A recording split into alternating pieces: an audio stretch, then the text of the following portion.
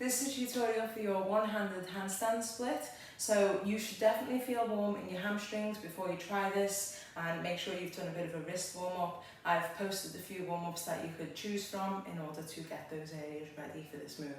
Okay, so if I want to split with my left leg, I'm going to put my right shoulder in line with the pole. So if I just turn this way just to show you what that would look like, it would be like that, because that's where I'm going to hold the weight. It's going to be the left hand that comes off and the left leg, and the right foot is going to be hooking behind, okay? So I'll just turn to the side just to show you what that looks like from the split perspective. So I'm going to go up. I might go up and take my hands and take my body central and then shift it as I'm upside down, because generally a lot more people feel more comfortable with that.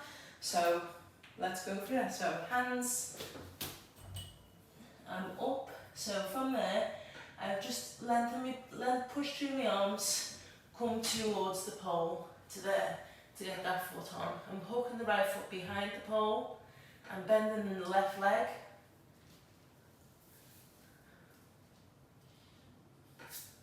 To push up, and then while I'm there, I could go around to the other side.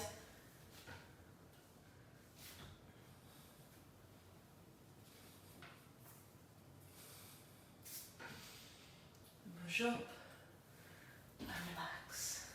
And that's all there is to it. So you've really got to think about the distribution of weight. So as I said earlier, if I've got the right hand low and I want to take the left hand off, then I really need to tip my weight into that right side. And I'm utilising the pole to keep me stable, to keep me static in relation to it. So I'm pulling with the foot, okay? And then the knee drops as low as it can to take the extension. So we try that one more time, so you can have a little presentation.